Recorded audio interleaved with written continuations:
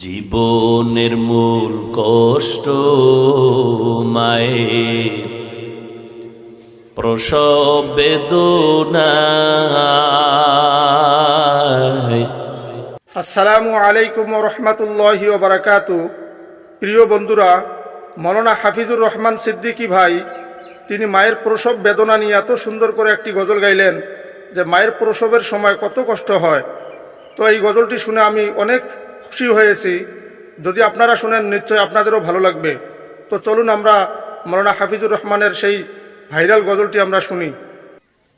জীবনের মূল কষ্ট মায়ের প্রসব বেদনায়।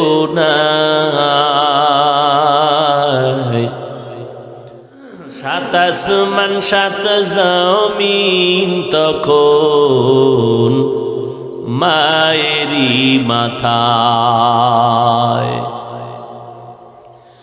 জীবনের মূল কষ্ট মায়ের প্রসব বেদনায়। সাত আসমান সাত জমিন তখন মায়েরই মাথায়। এমন মাকে কেমনে আজি, এমন মাকে কেমনে আজি যাব আমি ভুলিয়া। ও আমার প্রাণের মা, মা গো মা, কোথায় গেলে মোরে ছাড়িয়া। জনম দুঃখী ইয়াতীম আমি, চায় না কেহ ফিরিয়া। আমি যখন ছিলাম আমার মায়েরই উদরে, চলাফেরা করতেন যে মায় কত কষ্ট করে।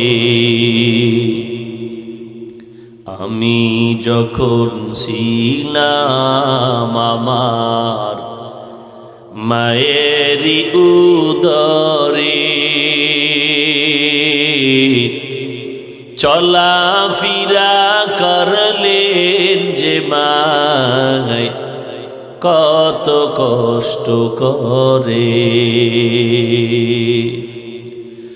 আমার সুন্দর মুখ দেখে মায়ের, আমার সুন্দর মুখ দেখে মায়ের ব্যথা যায় দে হাসাইয়া। ও আমার প্রাণের মা, মা গো মা, কোথায় গেলে মোরে ছাড়িয়া। জনম দুঃখী ইয়াতীম আমি, চায় না কেহ ফিরিয়া। তো প্রিয় বন্ধুরা, এই মায়ের কষ্টের গজলটি শুনে আপনাদের কেমন লাগলো কমেন্টে জানাবেন। আর এই গজলটি বেশি বেশি করে শেয়ার করে দিবেন।